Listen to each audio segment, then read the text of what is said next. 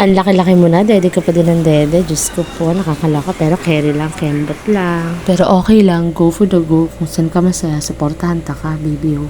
Bourbon choco ng gatas nga palang iniinom niya dyan. Naging favorite niya na din yan. Yan din kasi iniinom ni kuya niya nung ganyang edad niya. Tignan niyo naman yung katawan, pang bardagula. Diyos ko po, partido, wala pang mga vitamina yan. After ko nga makipagkulitan dito kay Aling Maliit, ay diretso na ako sa school para sunduin ang aming kuya. Ako lang mag-isa dahil may pasok si daddy, hindi ko naman pwede isama si Aling Maliit dahil umuulan yan, mahirap na. Pagdating ko nga sa school ay ilang minuto lang, dumating na si kuya, labasan na pala nila. O diba, yung mukha niya nang iinis pa. Paano yung sapatos niya, nasira yung swelas. Nakamedyo siyang naglakad, nakakaloka tong batang to, lakas pa naman ang ulan. Fast forward nga tayo, hinahaponan ay nagpasama nga ako kay Kuya Yami para mag-withdraw ng pinadala ni Gaze na cash para sa pambayad sa bahay sa Chera. Buti na lang pagpunta namin sa video, walang masyadong tao.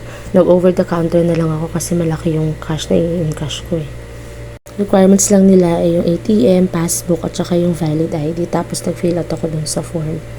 Nice lang saglit yung mga pera and then after nun, nakapag-withdraw na kami ng cash.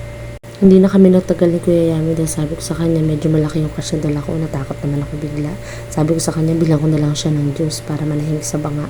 Bumili nga din pala kami dyan ng chicken at saka ng liempo sa Andox. Medyo niluluto pa ng konti na very light. Tapos after nun, luto na. Pagka uwi nga namin sa bahay ay sabay-sabay na kaming kumain ng aming dinner. And then after nun, natulog na ang mga chiliting patrol. Pagkatulog nga ng dalawang batang makulit ay iniskaso ko na yung breakdown ng padala ni Grace para naman kinaumagahan, hindi na ako mahirapan kung saan ko ibibigay yung mga pera. Auditor Yarn Charis. Maraming salamat po sa panonood ng aking munting vlog. Hanggang sa muli.